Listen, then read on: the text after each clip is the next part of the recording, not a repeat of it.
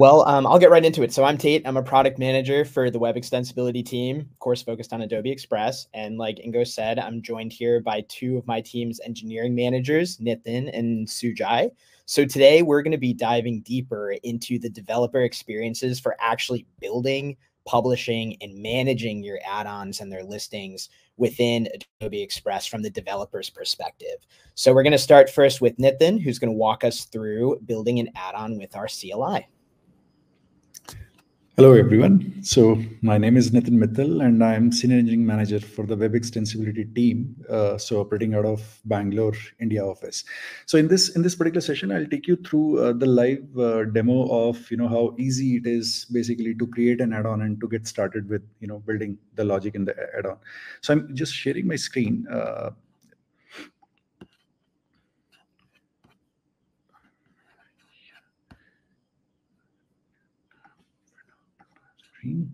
So I hope you can see my screen.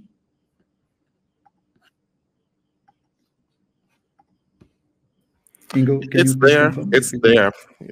Yes, we can see it. All right, sure. So when it comes to your mind that you have to develop an add-on, so the easiest way would be to go through the developer documentation. So this is the documentation for the entire web extensibility platform.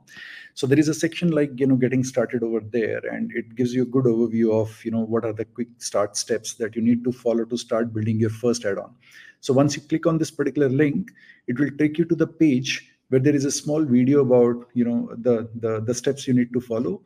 The prerequisites are basically, you need to have the Node.js version 16 or greater and the NPM version 8 or greater, and familiarity with, some programming in HTML, CSS, and JavaScript.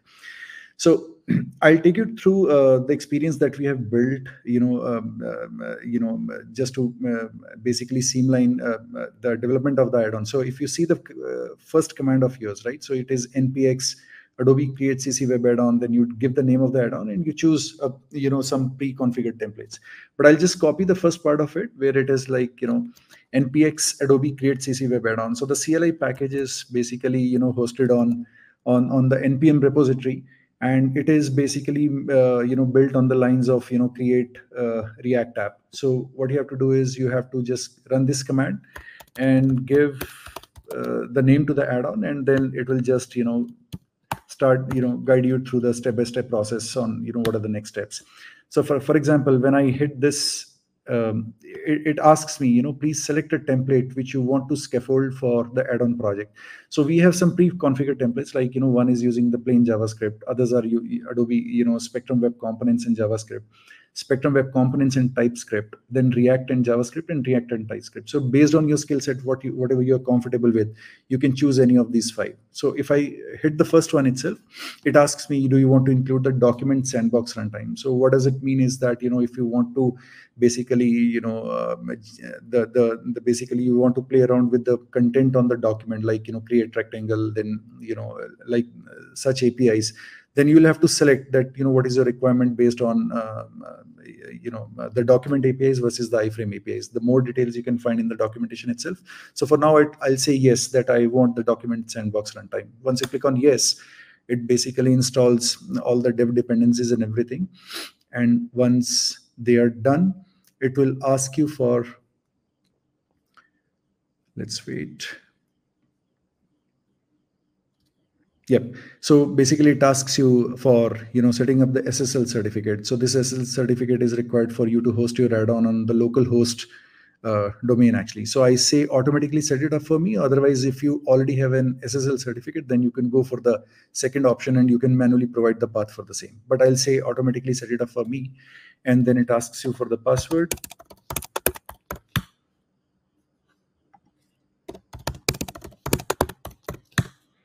Once you're done with that, the add-on is ready. Now you just have to go to the hello world directory, and then it is guiding you step by step. Now what you have to do, so you just have to type npm run build. That will build your add-on, and once you've built it, then you have to just run this command npm run start. So it will basically host your add-on to the local host 5241 port.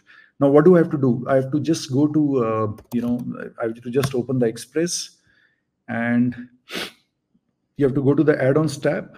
So, and your add-on. So because you're building an add-on, so you have to go to this particular tab, but you don't see anything over there. So the reason is that you have to go to the settings panel and okay, I probably need to log in with a different account. Just give me a second.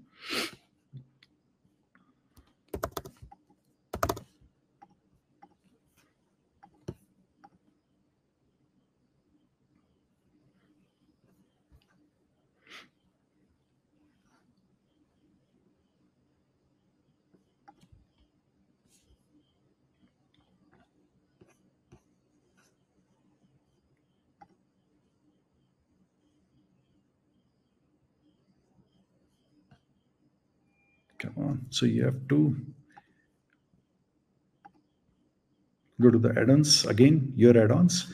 You have to go to the settings and you have to enable the add-on development. So the moment you enable this, you toggle this for enabling the add-on development, you will see the add-on testing under your add-ons. You'll see the add-on testing section. You have to toggle this. It will ask you that the local development server. So the Express will connect to the add-on on the local host. Once you connect it, your add-on appears in development section. So once you click on this, the add-on is ready. And then once you do create rectangle, so you can play around with this. So it is basically, it has taken me around 3 to 4 minutes basically to get started with the very basic sort of an add-on. And once and then the business logic can go in after that for your development purpose. And once you are done with your add-on and all the changes, then this command can also help you basically package your add-on, which you can use basically to submit your add-on to Adobe via the distribution surface, which Tate will take you through. So that's all from the add-on creation side. So just wanted to give this slide demo to showcase you that how fast it is to create the add-ons using the CLI package that has been provided by the Extensibility platform team. Thanks everyone. It was really nice delivering this session on this front. And over to you, Tate. Awesome. Thank you, Nitin. So like Nitin said, once you're done building the add-on, you then need to be able to actually distribute it and share it with end users and put it in our marketplace and, actually make sure it gets used. So I'm going to walk through what that experience looks like today. We've recently migrated our previous distribution flow so that it lives in the marketplace from home. So we have a lot more real estate. So I'm going to basically be walking you through how you can actually start beta testing your add-on through a private link, how you publish it to our marketplace, how you manage it once it's out there in the marketplace and you need to do any updates, and then finally, how you can learn about your add-ons usage and impact through our Insights CSV. So at this point, I will have a pre-recorded video play that I will talk over to describe what that experience looks like. Okay, so we're going to start in Express. We're going to start in Home, and like Nitin said with the building tools, you likewise want to make sure that add-on development setting is on so that you can get access to any of our developer experiences in Express. Then you're going to go to the add-on marketplace, and now you'll find an in-development add-on section. So this is where you're going to manage all your add-on projects, and I'm going to go ahead and start creating a new one. So to create an add-on, first I just need to give it a name. That's all I need to do to get started. And immediately I'm going to be dropped into this settings tab where I get a whole bunch of helpful resources for my URL for cores. I can access the testing workflow and get really quickly into the editor through a link. That will help me manage back and forth between this home experience and the editor. You can kind of click back and forth. And then you have all these resources for documentation and anything else you might need to manage your add-on. But now I want to test my add-on. I have a version of it built, and I want to be able to share it with some end users. So I'm going to create a private link, and I'm going to upload my add-on package to the private link screen. And this is basically all I need to do to start sharing this add-on with end users. You can enter some additional information if you want around release notes, and you can add an icon. But actually, really all you need that's required is just a package uploaded to create your private link. And the awesome thing about this private link is now you can use it and copy it and share it with any user you want, and that user can follow the link to install the add-on. So that's what we're going to see now. I've copied the link from here. I'm going to open up a new browser tab, paste the link, and now it takes me into Express, and I'm prompted to add this specific add-on. And you can see its icon. It has a little lock icon next to it that helps differentiate it from the other public add-ons in the marketplace. But this is a great way to start getting users access to an add-on, or even share it with us here at Adobe so we can take a look at it before you're ready to submit and get some feedback on it from there. But now let's see, I'm ready to create my public listing. So from that same screen, I can create a new public listing. And now I'm going to be prompted to add a bunch more metadata and media that's going to populate the marketplace listing that my end users can see. So like Avanish was saying earlier around the tips to really optimize that listing and entice users, this is where you're going to submit all of that information. So I have my new icons, I have my short little summary to really entice users, I have my full description, I have up to 1,000 characters here where I can really go into detail around what my add-on does. And the awesome thing is that as I'm updating this form, I can see now on the right-hand side, this little preview of exactly how users are going to see this in context in Express. So I can see exactly what they're going to see and make tweaks from there. There's a bunch of stuff I can fill out. We can fill out screenshots. I can add some more media here. A little bit up top, you probably saw there was some room to add some URLs for help and support, for my user terms, for my privacy terms. So you can make your listing quite detailed. Some of the fields are optional, but of course, the more you can fill out and the more information you can give users, the better. And the better they'll be able to make a decision. I'm going to re-upload my add-on package here, my latest version, so that I'm publishing the latest and greatest. If I've localized my add-on, I can specify which languages it supports. I can add some additional release notes. If my add-on uses AI, there will be a few additional questions related to that. And then I can add my monetization details, which specifies whether this add-on is free, whether it's a one-time payment, subscription service, or really any other details I need to add around payment. I'm given an option to fill out all of those details. Now we're pretty much almost done here. There's going to be a few more steps. I have this one last opportunity to copy my add-on URL if I need it for whitelisting for cores. And then finally, you have some optional notes you can send to our review team, which we really appreciate, especially if we need credentials to test your add-on, to log into some third-party account or something like that. It's always very helpful. So if I were to go through and complete this entire listing, I haven't done that here, but if I did, I'd light up that submit for review button.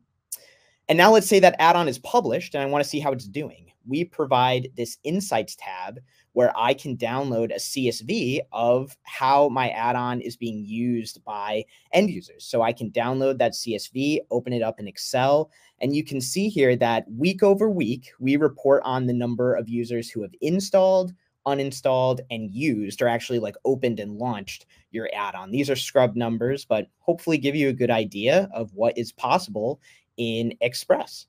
So with that, I will cut back over to our slides here. And in a minute, I'm going to hand it off to Sujai, who's going to talk about our AI-based code generation tool that's in the works right now. So Sujai, I will pass it to you. Thanks, Tate. I hope you can hear me well. Yes. Yeah. So hi, everyone. My name is Sujai. I'm an engineering manager on the Extensibility team. I'm excited to give you a preview and talk about Project Quick Start that my team is working on. So Tate, if you can probably go for presentation mode. Yeah, thanks.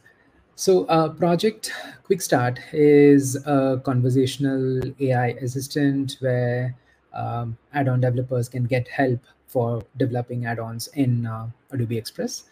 So the goals for this project has been that you can generate code from a text prompt for add-on development use cases. The assistant would be able to generate code snippets based on the various add-on document APIs which are available to developers, and then you can use them to build your add-on in VS Code. So we are working on providing this assistant as an integrated experience within the Express application through what we call the developer playground, where developers can execute and further refine the code and try it out and test it within the playground environment. Developers can also provide feedback that about the code generated by the model, and the model will use that to learn in order to perform better in upcoming versions. Before I jump into the demo, just a few callouts. That the demo that we're going to show uses some of the document APIs, which are still work in progress and are not available publicly yet. The UX in the demo is representational. It's an early preview. We are working on refining this before we get this into your hands in a couple of months. Let's play the demo, Ingo.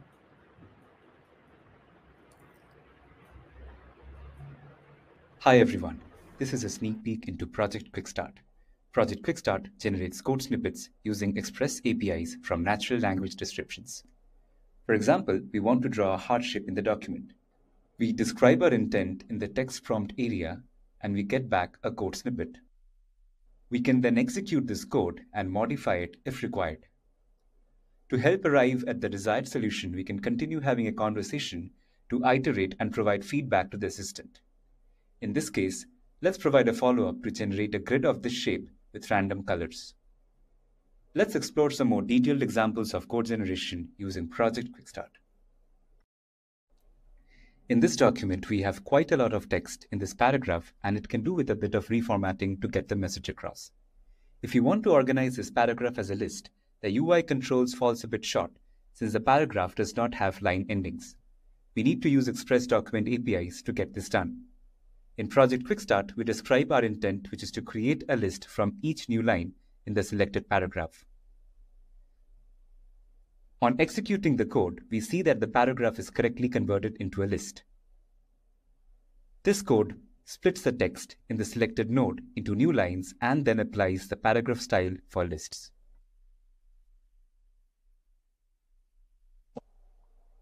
In the next page, we see a text that looks like raw data pasted into the canvas.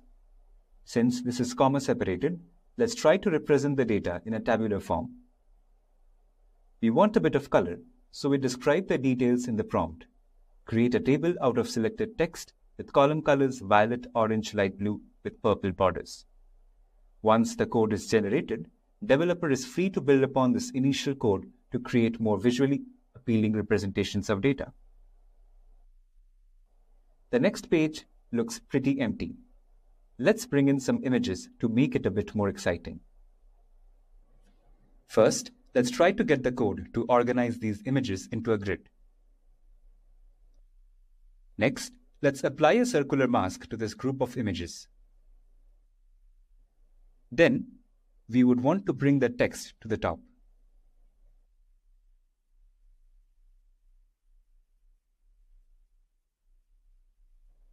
This looks like an improvement. Finally, as a finishing touch, let's have a border around all the pages in the document. As we can see, we have applied borders in all the pages. That concludes the demo of Project Quick Start. Thank you. All right, so that concludes our section on some of the things we've delivered over the last few months and some of the things we're working on for later this year. So hopefully this was helpful to see from the developer's perspective how you actually go through the entire process of building and publishing an add-on. We do have a breakout section later today where we would love to hear your feedback. And of course, if you have any questions or any feedback for how it's been managing your add-ons, distributing them, submitting them to our review team, definitely feel free to reach out to me. Very happy to hear your feedback and improve this flow in the future. So thank you again for having me today.